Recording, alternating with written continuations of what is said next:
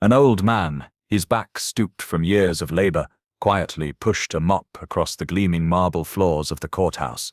The faded gray of his janitor's uniform seemed to blend into the stone, making him almost invisible. His name was Clarence Whitaker, and in the grand, echoing hall he was just a ghost, a silent figure, tending to the messes left by others. The lunch break had emptied the courtroom, leaving behind a profound silence that was broken only by the gentle swish and slap of his mop. He moved with a practiced rhythm, his movements economical and deliberate. He found a strange peace in this simple, honest work, a quiet dignity that no one else seemed to notice. The heavy oak doors of the courtroom swung open, and the silence was shattered by a cacophony of loud, boisterous laughter. 3 young men in sharply tailored suits, looking like they owned the world, strode into the room. At their center was Chase Landon, a man whose ambition was as sharp as the crease in his trousers. His face was a mask of polished arrogance, his eyes scanning the room as if searching for something, or someone, to diminish. His gaze landed on Clarence, and a cruel smirk played on his lips. His friends, flanking him like loyal jesters, followed his line of sight and began to snicker. Chase swaggered forward, his expensive leather shoes clicking on the polished marble. He didn't alter his path. He walked directly toward Clarence's bucket of dirty water. With a deliberate, almost theatrical motion, he accidentally kicked it. The bucket tipped, sending a wave of gray, sudsy water cascading across the pristine floor. The metallic clang of the bucket rolling on its side echoed in the vast chamber. Chase threw his head back and laughed, a sound that was both loud and hollow. "Careful, old man," he sneered, his voice dripping with condescension. "You might slip on your own mess." His 2 friends erupted in laughter, their amusement feeding Chase's ego. Other courthouse staff, clerks and assistants who were trickling back from their break, stopped in their tracks. They saw what happened. They saw the spill, the mocking smile, the old man standing frozen over his mop, but they quickly averted their eyes, pretending to be busy with files or conversations. No one wanted to attract the attention of Chase Landon. His family was powerful, his future bright, and his temper notorious. Clarence didn't react. He simply stood there, his eyes lowered, his expression unreadable. Inside, however, a profound stillness took hold. It was not the stillness of fear, but of absolute control. He was a mountain, unmoved by the wind. Chase, emboldened by the lack of reaction and the audience of silent onlookers, stepped closer. He pointed a finger at the spreading puddle. "Well, are you going to just stand there, clean it up, and be faster about it this time? Some of us have important work to do." He spoke the words slowly, deliberately, as if talking to a child or an idiot. He wanted to humiliate him. He wanted everyone to see the old janitor as nothing more than an obstacle, a piece of furniture that had gotten in his way. From across the room, a young clerk named Samantha Brooks watched the entire scene unfold. Her heart pounded in her chest. She was new to the courthouse, only a few months into her job, and the blatant cruelty shocked her to her core. Her face flushed with a mixture of anger and shame. She felt a powerful urge to say something, to step forward and defend the old man, but fear held her in place. She was a junior clerk. Chase was a rising star at a major law firm. Speaking out could be career suicide, so she stood frozen, her eyes locked on Clarence, her expression a mask of troubled indecision. Clarence finally moved. He bent down slowly, his joints protesting with a quiet ache, and picked up the fallen bucket. He did not look at Chase. He did not acknowledge the laughter. He simply dipped his mop into the spreading puddle and began the slow, methodical work of cleaning up the mess that had been deliberately made for him. His silence was more profound than any shout could have been. It was a silence that absorbed the mockery, that refused to give Chase the satisfaction of a reaction.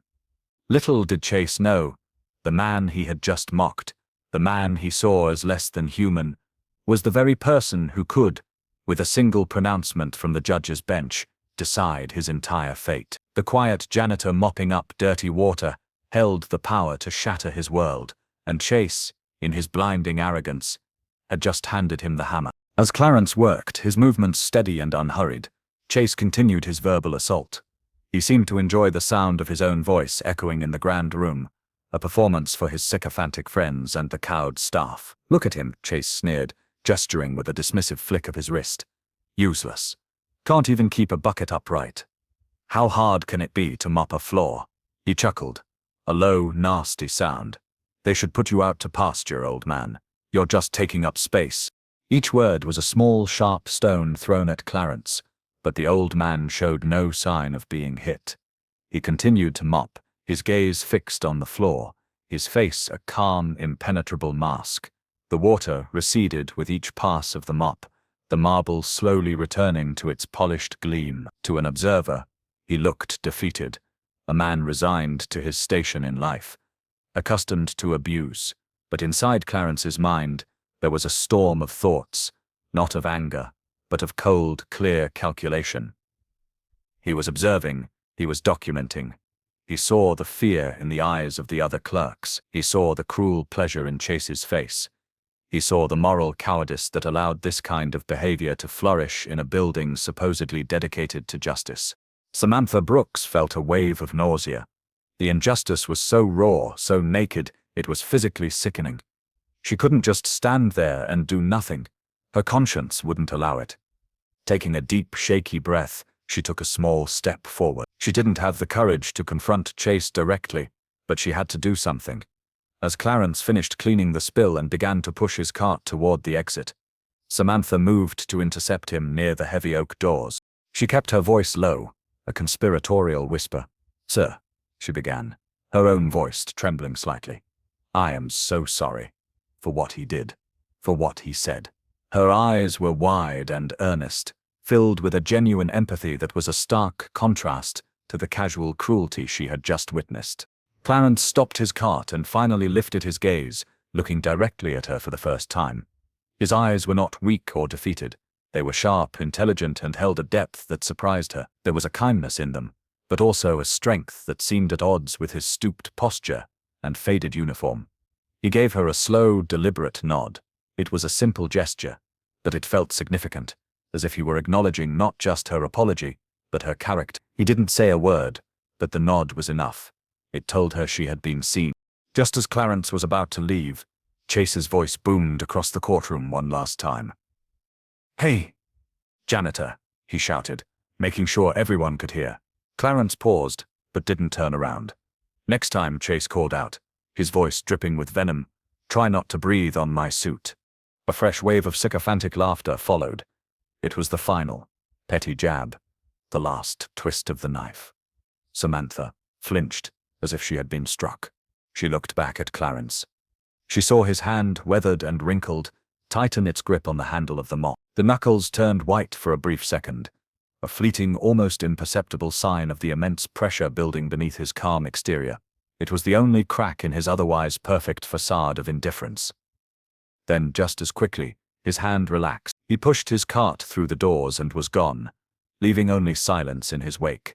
Samantha stood there for a long moment, the laughter still ringing in her ears. Guilt flooded her, cold and heavy. She hadn't done enough. A whispered apology felt so small, so insignificant in the face of such blatant disrespect. She looked over at Chase, who was now preening, basking in the attention of his friends. He looked proud of himself.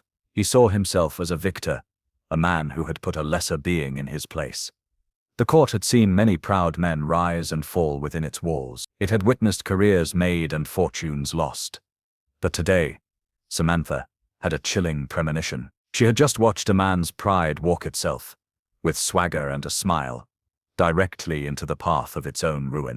An hour later, in a part of the courthouse that few people ever saw, Clarence pushed his janitorial cart into a small, unmarked utility closet. He closed the door, and the click of the lock echoed in the confined space. He stood in the dim light for a moment, the smell of cleaning chemicals filling the air. Then he reached for a hidden panel in the wall. It slid open silently, revealing not more mops and buckets, but another door. He unlocked it with a key that hung on a simple chain around his neck, a key that no one knew he possessed. The second door opened into a world away from the marble floors and echoing halls. This was a private judge's chambers, warm and quiet, lined with towering bookshelves filled with leather-bound legal texts. A large mahogany desk sat in the center of the room, polished to a high sheen. On the wall behind the desk hung several framed degrees from prestigious law schools, and next to them, encased in glass, was a black judicial robe. Clarence Whitaker stepped inside and locked the door behind him. He let out a long, slow breath, the kind a man releases when he finally removes a heavy weight from his shoulders. He peeled off the faded gray janitor's overalls, revealing a crisp, white button-down shirt and pressed trousers beneath. He was no longer the stooped, invisible old man. He stood taller, his posture straightening, his movements imbued with an authority that had been deliberately concealed. He walked over to the desk and sat down in the large leather chair, the worn janitor's uniform lying in a heap on the floor. This was his true identity. He was not Clarence the janitor. He was the Honorable Judge Clarence Whitaker, known in legal circles across the state as the Iron Gavel. He was a man feared for his sharp intellect, his unwavering integrity, and his fierce, uncompromising rulings against corruption and misconduct. His reputation was legendary. Lawyers who entered his courtroom knew they had to be flawless, because Judge Whitaker missed nothing. His decision to go undercover hadn't been a whim. It was a calculated strategy. For months, whispers and rumors had been reaching his ears, stories of corruption festering in the lower levels of the courthouse. There were reports of ambitious young lawyers bribing clerks to get favorable hearing dates, of witnesses being intimidated in the hallways, of a toxic culture of arrogance and entitlement taking root among the powerful and well-connected. The system he had dedicated his life to upholding was being poisoned from within. He could have launched a formal investigation, of course. He could have assigned bailiffs and clerks to watch and report back. But he knew that the powerful were adept at hiding their misdeeds when they knew they were being watched. The rot, he believed, was in the character of the people themselves. It revealed itself not in grand conspiracies, but in the small moments, in how a person treated those they believed to be powerless. So he had decided to become one of them. He wanted to see it with his own eyes. He wanted to walk the halls not as a figure of authority, but as a ghost, a janitor, a man no one would ever think to impress. His calm in the face of Chase Landon's abuse was not weakness. It was the patient, methodical observation of a predator gathering evidence. He was watching, listening, and waiting for the right moment for the hammer of justice to fall. And today, Chase Landon had just volunteered to be the first nail. The roots of Clarence's unusual method ran deep, back into the soil of his own past. He closed his eyes in his quiet chambers, the memory as vivid as if it were yesterday. He saw himself as a young man in his 20s, fresh out of law school, his mind sharp and his heart full of a fiery belief in justice. He was one of only a handful of black graduates in his class, and he had entered the legal profession with a naive optimism. That optimism had been swiftly and brutally crushed. He remembered walking into courtrooms, his briefcase in hand, only to be stopped by bailiffs who mistook him for a defendant or a delivery man. He remembered being told to use the service entrance. He remembered opposing lawyers who would refuse to look him in the eye, who would address all their comments to the judge as if he weren't even in the room. He had been dismissed, ignored, and underestimated at every turn, his intelligence and qualifications rendered invisible by the color of his skin. The sting of that humiliation had never fully faded. It had forged in him a deep, unshakable empathy for the overlooked and the disrespected. Now, decades later, as one of the most powerful judges in the state, he had not forgotten those lessons. He chose to wear the janitor's rags, not as a costume, but as a reminder of where he came from, and a reminder that the true measure of a person's character is not how they treat their equals, but how they treat those they believe to be beneath them. He wanted to see if the world had truly changed, or if the same ugly arrogance he had faced as a young man still lurked beneath the polished veneer of modern society. Meanwhile, in the bustling clerk's lounge, the air was thick with gossip. Samantha Brooks sat at a small table, nursing a cup of coffee she didn't want. The scene in the courtroom replayed in her mind on a loop. The spilled water, the cruel laughter, the old man's quiet dignity. Her guilt had not subsided. It had sharpened into a nagging unease. She felt complicit in her silence. A few tables away, Chase Landon was holding court. He was recounting the story of his confrontation with the janitor, embellishing the details to make himself sound even more dominant and clever. The old fool just stood there, mouth open like a fish, he said, and his friends roared with laughter. He should be grateful he even has a mop to push. In my father's day, a man like that wouldn't even be allowed in the front door. His words were laced with a casual venom that made Samantha's skin crawl. This wasn't just arrogance, it was a deeply ingrained belief in his own superiority. He truly saw Clarence as less than human, as an object that existed only for his convenience or amusement. Samantha felt a rising tide of anger. She debated again whether she should report it, go to a senior clerk or even the court administrator. But what would she say? That a lawyer was mean to a janitor? They would likely dismiss her as being too sensitive, or worse, tell her to mind her own business and not make waves. Unseen by anyone in the lounge, Clarence was in the adjacent hallway, pushing his cart slowly past the door, which was propped slightly ajar. He had been making his rounds, and he heard every word of Chase's boastful retelling. He heard the laughter. He heard the contempt. Any lingering doubt he might have had about the young lawyer's character evaporated. This wasn't a one-time lapse in judgment. This was who Chase Landon was to his very core. Clarence now knew with absolute certainty what he had to do. He had seen enough. The observation phase was over. It was time to build the trap. Samantha couldn't shake the feeling of unease. The image of Clarence's face, the way he had looked at her with those knowing eyes, was burned into her memory. She couldn't just let it go. Her conscience was a loud, insistent voice in her head, telling her that staying silent was the same as siding with the bully. She had to do something, even if it was small, even if it changed nothing. She had to let the old man know that someone was on his side. After her shift ended, she spent nearly an hour searching for him. She checked the hallways, the break rooms, and the main lobby, but he was nowhere to be found. Finally, on a hunch, she took the service elevator down to the basement. The air down there was cool and damp, and the long, concrete corridors were dimly lit. It was a maze of storage rooms and maintenance workshops. She almost gave up, but then she saw him at the far end of a long hallway, quietly organizing supplies in a large utility closet. She approached him cautiously, her footsteps echoing softly in the silence. He didn't seem surprised to see her. He simply turned, his expression as calm and inscrutable as it had been in the courtroom. "Sir," Samantha began, her voice barely a whisper. She clutched the strap of her purse, her knuckles white. I know I already said I was sorry, but I wanted to say something else." She took a deep breath, forcing the words out before she could lose her nerve. What Chase Landon did, it was wrong. It was completely unacceptable. And if you decide you want to report him, if you need someone to back you up, I will. I'll be your witness. I'll tell them exactly what I saw and what he said. She stood there, her heart pounding, expecting him to be surprised, or perhaps even dismissive. She was just a junior clerk, offering to take on a powerful lawyer. But Clarence didn't look surprised at all. A slow, gentle smile touched his lips, a genuine expression of warmth that transformed his entire face. He looked at her with a gaze that was both kind and incredibly sharp, as if he were seeing right through her, down to the very core of her character. "Thank you, Miss Brooks," he said. His voice was deep and resonant, nothing like the mumbled, defeated tone one might expect from a downtrodden janitor. The sound of it startled her. It was a voice of command, of quiet authority. "That is a very courageous thing to offer." He paused, his eyes holding hers. "Sometimes it takes just one person willing to speak the truth to make a difference. Your integrity has been noted." Samantha didn't know what to make of his words. Your integrity has been noted. It sounded so formal, so official. She still had no idea who he really was. To her, he was just Clarence, the janitor, a good man who had been wronged.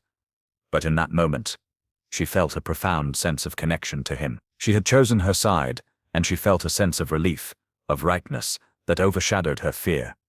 Clarence, for his part, had made a decision. He had found his witness. Samantha Brooks, with her quiet courage and unwavering moral compass, would not just be a spectator to what was coming. She would be an integral part of it. That evening, the stench of arrogance and cheap whiskey filled a high-end bar in the city's financial district. Chase Landon was in his element, surrounded by a group of equally ambitious and morally bankrupt young lawyers. He was celebrating his victory over the janitor, the story growing more heroic with each telling. He leaned back in his leather booth, a glass of expensive scotch in his hand, his face flushed with alcohol and self-satisfaction. "You should have seen the look on his face," Chase bragged, his voice loud enough for the entire bar to hear. "He was terrified. I put him in his place, taught him a lesson he won't forget." His friends, their faces a mixture of admiration and envy, laughed along with him. "What if he complains, Chase?" one of them asked, a hint of caution in his voice. "Couldn't that cause trouble?" Chase scoffed, waving a dismissive hand. Complain to who? He's a nobody, a ghost. And even if he does, who are they going to believe? Me, or some old man who smells like bleach? He took a long swallow of his scotch and slammed the glass down on the table for emphasis. Besides, he added, leaning in conspiratorially, his voice dropping to a loud whisper, if the old janitor complains, I'll have him fired by Monday. My uncle knows the chief judge. One phone call, and poof, he's gone. That's how the world works. It's about who you know, not what you do. It's about real power. They all raised their glasses, toasting to real power and to Chase Landon, the man who wielded it so effectively. They were blind to the truth, insulated by their wealth and privilege. They believed they were the masters of their universe, untouchable and unaccountable. But they were not alone. Outside the bar, parked across the street in a nondescript black sedan, a man sat watching. He was a large, imposing figure with a calm, professional demeanor. This was Marcus, Clarence Whitaker's driver and trusted confidant for over 20 years. He was more than just a driver. He was Clarence's eyes and ears, a man of absolute loyalty. He held up his phone, the camera lens pointed directly at the front window of the bar. The phone's microphone was sensitive enough to pick up the loud, boastful conversation happening inside. Marcus recorded everything. He captured Chase's drunken bragging, his open contempt for those he considered lower in status, and, most importantly, his threat to use his family connections to have an innocent man fired. The video was clear, the audio undeniable. It was the final piece of evidence Clarence needed. It was a perfect portrait of Chase Landon's character, painted in his own ugly words. As Chase and his friends toasted their own brilliance, Marcus saved the video file, sent a simple text message to Clarence, package secured, and drove off into the night. The trap was now baited. Late that night, the courthouse was a tomb of silence and shadows. The only light emanated from a single window on the 3rd floor, the window of Judge Clarence Whitaker's private chambers. Inside, Clarence sat at his large mahogany desk, the city lights twinkling far below. The janitor's uniform was neatly folded on a nearby chair, a humble reminder of the day's events. He wasn't angry. The time for emotion had passed. What he felt now was a cold, hard resolve, a sense of grim purpose. He had seen the sickness, and now he had to administer the cure. Power, he knew, was most effective when it was silent, when it gathered its strength in the quiet places before striking with sudden, overwhelming force. He picked up the secure telephone on his desk, a direct line that bypassed the courthouse switchboard. He dialed a number he knew by heart. It rang twice before a familiar voice answered, deep and weary. It was Chief Justice Matthews, the highest-ranking judge in the state, and one of Clarence's oldest and most trusted friends. Robert, it's Clarence, he said, his voice calm and steady. Clarence? It's past midnight. Is everything all right? The Chief Justice asked, his tone immediately shifting to one of concern. Everything is proceeding as it should, Clarence replied cryptically. I have what I need. I need you to do something for me. First thing in the morning, I need you to convene a special session of the State Disciplinary Board. I want them in my courtroom at 10 a.m. sharp. There was a pause on the other end of the line. A special session. Clarence, that's highly irregular. It takes days, sometimes weeks, to assemble the full board. What's this about? It's about the integrity of our courts, Robert, Clarence said, his voice taking on a hard edge. And there's more. I want you to make a few calls. I want the media there. Not the courthouse regulars. I want the city desk reporters, the investigative journalists. Tell them there's a story about to break that will shake the legal community to its core. The media? The Chief Justice sounded shocked. Clarence, what in God's name have you gotten yourself into? Clarence leaned back in his chair, his gaze fixed on the judicial robe hanging on the wall. Trust me, Robert, he said, his voice low but filled with an unshakable confidence. Just trust me. You'll want to see this for yourself.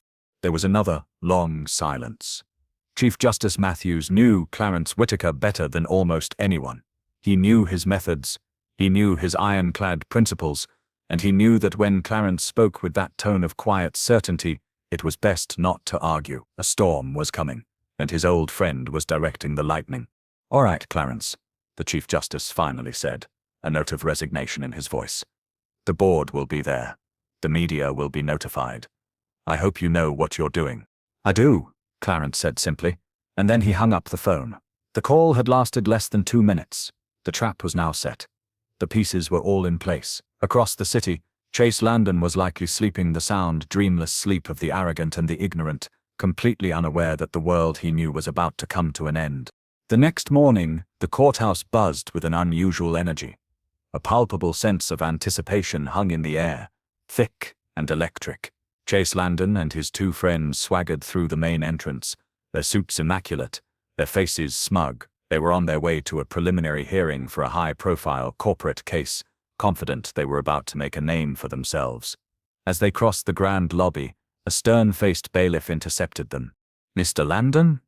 Mr. Davies? Mr. Price?" the bailiff asked, his voice formal and unyielding. "You have been summoned to a special disciplinary hearing. Courtroom 4. Effective immediately." Chase frowned, an expression of annoyance crossing his features. "A disciplinary hearing? For what?" he asked, his tone dismissive. "We have a case to get to." "All other matters have been postponed," the bailiff stated flatly. "You are required to attend." Chase exchanged a look with his friends. He shrugged, a small, arrogant smile playing on his lips. "It's probably just a minor procedural error on the filings," he whispered to them. "Some old clerk with a grudge. We'll be out in 10 minutes. They followed the bailiff down the hall, their confidence unshaken, completely oblivious to the gravity of their situation. When they entered courtroom 4, the scene that greeted them was not what they expected. The room was packed. It wasn't just a few senior judges on a panel. The gallery was filled with clerks, paralegals, junior lawyers, and court administrators, all whispering amongst themselves, their faces a mixture of curiosity and apprehension. At a long table near the front sat the full state disciplinary board, their expressions grim and serious, and in a designated section to the side, a group of reporters scribbled furiously in notebooks, their cameras at the ready. A knot of anxiety began to form in Chase's stomach. This was no minor procedural hearing. This was something else entirely. He scanned the crowd, his eyes searching for a familiar face, a clue as to what was happening. Then he saw her. Near the front row sat Samantha Brooks, the junior clerk from yesterday. She was clutching a small notebook in her hands, her face pale, her expression a mixture of fear and resolve. When her eyes met his, she quickly looked away. A cold dread began to creep up Chase's spine. He and his friends were directed to the respondents' table at the front of the courtroom. They sat down, the polished wood of the table feeling suddenly cold and unwelcoming. The murmuring in the room grew louder, a wave of speculation and rumor. Chase leaned over to his friend. "What is this?" he hissed. "What's going on?" But his friend could only shake his head, his own face now ashen with worry. The room felt like a pressure cooker, the tension building with every passing second. They were no longer the confident masters of their universe. They were the center of attention, and they had no idea why. They were trapped, and the doors had just been locked behind them. The heavy doors at the back of the courtroom swung open, and a hush fell over the room. The bailiff, his voice resonating with formal authority, called out the words that would change everything. "All rise," he boomed. "The Court of Special Disciplinary Session is now in session, the Honorable Judge Clarence Whitaker presiding." Chase Landon's blood ran cold. The name hit him like a physical blow. Judge Clarence Whitaker, the Iron Gavel? He was a legend, a terrifying figure, known for ending careers over the slightest ethical breach. What could he possibly have to do with a hearing about them? His mind raced, frantically searching for some connection, some case he had worked on that might have crossed Whitaker's path. Then, the judge entered the room from his private side entrance and walked toward the bench. Chase's mind stopped working. The world seemed to tilt on its axis. A wave of nausea and disbelief washed over him, so powerful he felt he might be sick. His jaw dropped, his mouth opened slightly, but no words came out. The color drained from his face, leaving it a pasty, sickly white. The man walking to the bench, the man ascending the steps to the highest seat of power in the room, was not a stranger. It was the old man. It was the janitor. He was no longer stooped or invisible. He stood tall and straight, his movements deliberate and commanding. He was wearing the full black judicial robes of his office, the fabric flowing around him like a symbol of absolute authority. His face was the same, but his expression was transformed. The meek, downcast look was gone, replaced by a gaze that was icy, controlled, and utterly uncompromising. A collective gasp swept through the courtroom. Murmurs erupted, spreading like wildfire from row to row. "Is that? It can't be." He was the janitor. The reporters in the press section were scribbling frantically, their eyes wide with astonishment. Chase sank back into his chair, his body suddenly feeling heavy and weak. He could barely breathe. "Aish." He was the janitor, he stammered, the words a choked whisper. His friend next to him just stared, his face a mask of pure, unadulterated shock. The reality of their situation crashed down on them, with the force of a physical impact. The man they had mocked, the man they had called useless and worthless, the man they had humiliated for their own amusement, was Judge Clarence Whitaker. The man he had threatened to have fired now held his entire career, his entire future, in the palm of his hand. And as Judge Whitaker took his seat behind the bench and looked down at him, his eyes devoid of all pity, Chase Landon knew that his life was over. The man he mocked could now end his career with a single ruling, and the gavel was about to fall. Judge Whitaker surveyed the stunned courtroom, his gaze sweeping over the shocked faces until it came to rest on Chase Landon. He let the silence hang in the air for a long, heavy moment, allowing the full weight of the revelation to sink in. When he finally spoke, his voice was not loud, but it filled every corner of the room with its quiet, unshakable authority. "Mr. Landon," he began, his tone measured and devoid of emotion. "You seem surprised to see me here." Chase couldn't form a coherent thought, let alone a sentence. He just stared, his mind a maelstrom of panic and disbelief. Judge Whitaker did not wait for a reply. He turned his attention to the bailiff. "We have a piece of evidence I would like to present to the board.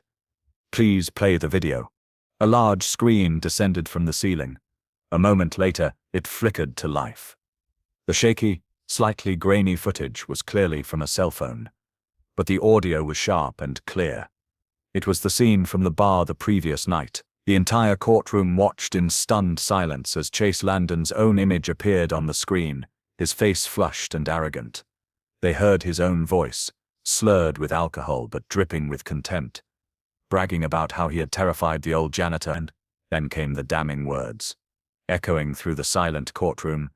"If the old janitor complains, I'll have him fired by Monday. My uncle knows the chief judge." One phone call, and poof, he's gone. A wave of audible gasps and murmurs rippled through the gallery. The members of the disciplinary board exchanged looks of pure shock and disgust. They were witnessing a lawyer not only admitting to bullying, but also boasting about his intent to use improper influence to ruin an innocent man's livelihood. It was a flagrant violation of the very ethical code they were sworn to uphold.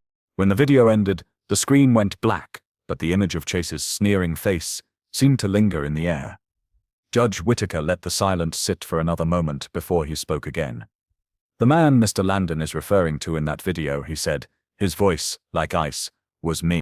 He then turned his gaze toward the front row. "The court calls its first witness, Miss Samantha Brooks."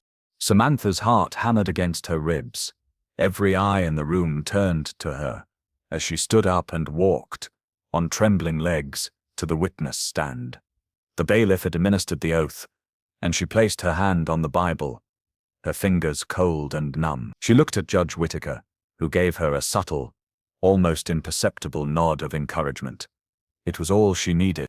"Ms. Brooks," the judge began, his voice softening slightly, "please tell the board, in your own words, what you witnessed in this courtroom yesterday during the lunch break." Her voice shook at first, a small, timid thing in the vast, silent room. But as she began to speak, her courage grew. She told the truth. She recounted every detail of the incident. Chase, deliberately kicking over the bucket, the cruel taunts, the echoing laughter, the way the other staff members looked away. She described Chase calling Clarence useless and old, and his final parting shot about not breathing on his suit. She told the story simply, without embellishment, her voice growing stronger and more confident with every word. When she was finished, a profound and damning silence filled the courtroom. The testimony of this young, earnest clerk, combined with the irrefutable evidence of the video, painted a devastating picture of Chase Landon's character.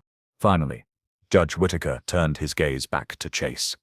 "Mr. Landon, do you have anything to say in your defense?" Chase stumbled to his feet, his face ashen, his expensive suit now looking like a costume on a terrified child. "Your Honor, Judge, please," he stammered, his voice cracking. I didn't know. I swear, I didn't know it was you. It was a mistake. A terrible mistake." Judge Whittaker's expression remained like granite. He leaned forward slightly, his eyes boring into Chase. "A mistake?" he asked, his voice dangerously quiet. "Was it a mistake to kick over the bucket? Was it a mistake to humiliate a man you believed to be powerless? Was it a mistake to threaten his job because he inconvenienced you? No, Mr. Landon, that wasn't a mistake." He paused, letting the words sink in. "You didn't show us a mistake. You showed us who you truly are when you think no one of consequence is watching." He then turned to the disciplinary board. "This board is convened to uphold the standards of this profession. We are officers of the court. We are expected to embody justice, integrity, and respect. Mr. Landon has shown a profound and disturbing lack of all three. His actions are not merely arrogant, they are a stain upon this institution." He straightened up, his voice rising to its full judicial power as he delivered his ruling. "Therefore, it is the judgment of this court that Chase Landon is to be immediately and permanently disbarred from the practice of law in this state for conduct unbecoming an officer of the court. Furthermore, his law firm will be fined $500,000 for fostering a toxic culture of arrogance and intimidation that allowed such behavior to fester." A collective, audible gasp filled the room. It was over. In a matter of minutes, a promising career had been utterly destroyed. Chase Landon crumpled into his chair as if his strings had been cut. "No," he pleaded, his voice a pathetic whisper. "Please, my whole life." Judge Whittaker struck his gavel once. The sound cracked through the air like a gunshot.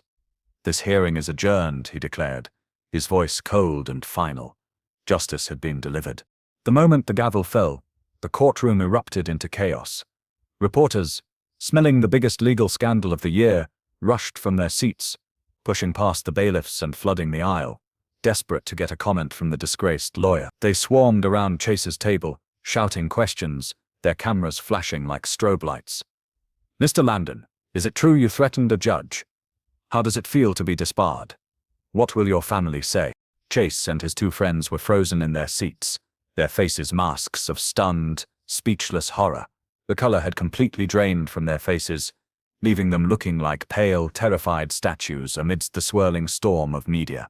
The confident swagger of the morning was gone, replaced by the deer-in-the-headlights terror of men who had just watched their entire world collapse. Whispers rippled through the legal staff who remained in the gallery, their jaws agape. "He was the janitor," the phrase was repeated over and over, a mantra of disbelief and astonishment. The story was already becoming a legend. Chase was eventually helped to his feet by a bailiff and escorted from the courtroom through a side door, his face ashen, his eyes vacant. He moved like a man in a trance, his career, his reputation, and his future, all lying in ruins on the courtroom floor. Amidst the chaos, Judge Whittaker stood up from the bench. His gaze scanned the room, bypassing the frantic reporters and the stunned onlookers, until it found Samantha Brooks. She was still standing near the witness box, looking small and overwhelmed by the magnitude of what had just happened. Judge Whittaker's expression softened. In a voice loud enough for those nearby to hear, he said, "Miss Brooks, please approach the bench." Nervously, Samantha did as she was told. She stood before the towering judge's bench, feeling like a child. "In a court of law," Judge Whittaker said, his voice warm and clear, "truth is the most valuable currency we have. Today you showed more courage and integrity than many lawyers I have known with decades of experience. You spoke the truth, even when it was difficult. This court and this city is in your debt." He then looked over at the court administrator, who had been watching the entire proceeding with wide eyes. "See to it that Miss Brooks is given a commendation for her actions, and a promotion to a senior clerk position. Effective immediately, we need more people like her in this building." Samantha was speechless. Tears welled in her eyes, not of fear this time, but of overwhelming gratitude and relief. She had simply done what she thought was right. And now the most feared judge in the state was publicly praising her for it. It was a moment that would redefine her entire career and her life. The consequences for Chase Landon were swift and brutal. Before he had even made it home, the news of his disbarment was the top story on every major news outlet in the city. His law firm, desperate to distance themselves from the scandal and the massive fine, issued a press release announcing his immediate termination. The statement was cold and clinical, mentioning a severe ethical breach and behavior that is antithetical to the firm's values. The next day he received a formal notice from the State Bar Association. His assets and bank accounts were being frozen pending a broader investigation into his past cases. The board was now looking for a pattern of misconduct, for any other instances where he might have used his family's influence or intimidation tactics. The uncle he had so proudly boasted about, the one who supposedly knew the chief judge, was suddenly unreachable. His calls went straight to voicemail. The friends who had laughed alongside him in the courtroom and at the bar now treated him like a leper. When he tried to call them, they didn't answer. He was toxic, a pariah. His social circle, built on a foundation of shared ambition and superficial connections, evaporated overnight. The powerful, well-connected world he had inhabited had slammed its doors in his face, leaving him utterly alone. Perhaps the cruelest blow came from his own family. Their pride, once his greatest asset, now turned to deep, bitter shame. The Landon name, a name he had worn like a crown, was now synonymous with disgrace. There were no words of comfort, no offers of help. There was only a cold, suffocating silence. He was a failure, an embarrassment they wanted to forget. Throughout this swift and public downfall, Judge Clarence Whitaker remained a figure of quiet dignity. He gave no interviews. He issued no public statements gloating over his victory. He simply went about his work, presiding over his other cases with the same unwavering focus and fairness he always had. He had not set out to ruin a young man's life for sport. He had set out to excise a cancer from the institution he loved. The public humiliation of Chase Landon was not an act of personal vengeance. It was a necessary, calculated lesson for all who might be tempted to follow in his footsteps. The narrator's voice would underscore the truth of the situation. The real power was never in the expensive suits or the powerful family names. It was never in the titles or the corner offices. The real power, the only power that truly endures, was in a person's character. Chase Landon's was found wanting, and so he was forgotten. A week later, the storm had passed. The courthouse had returned to its normal rhythm, but something had changed. There was a new air of humility in the halls. Lawyers seemed to be a little more polite to the clerks, a little more respectful to the security guards. The story of the janitor who was secretly a judge had become a cautionary tale, a powerful reminder that every person deserved respect. Samantha Brooks, now in her new role as a senior clerk, found Judge Whitaker in his chambers late one afternoon. He had summoned her, and she entered with a sense of nervous respect. He was not in his robes, but in a simple shirt and trousers, looking more like a kind grandfather than the state's most feared judge. "You wanted to see me, Your Honor?" she asked. He smiled and gestured for her to sit. "I did, Samantha.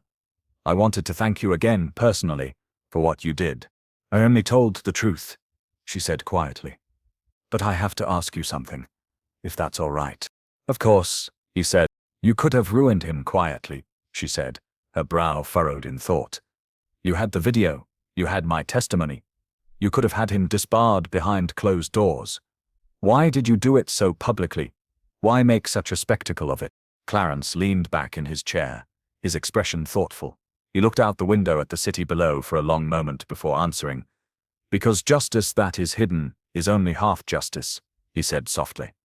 "A private punishment only corrects one man, but justice that is seen, justice that is witnessed by all, becomes a lesson.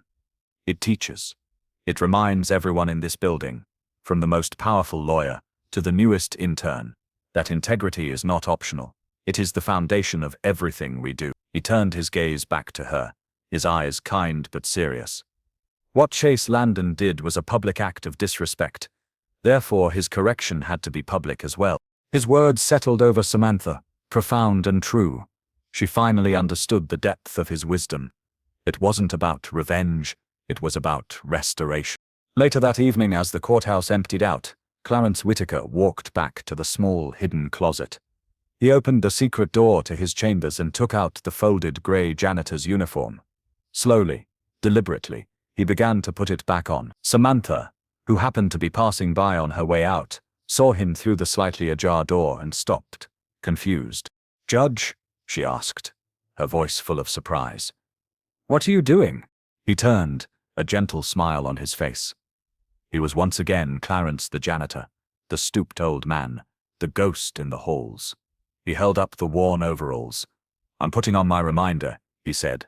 He wasn't wearing it out of shame, or as a disguise anymore. He was wearing it as a symbol, a reminder of where he came from. A reminder of the lessons his own life had taught him. A reminder of the profound importance of humility.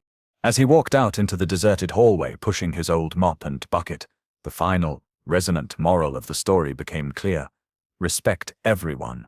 Treat every person you meet with dignity, no matter their title, their clothes, or their station in life. Because the ones you mock, the ones you dismiss, the ones you believe to be powerless, may just hold the power to change your life forever.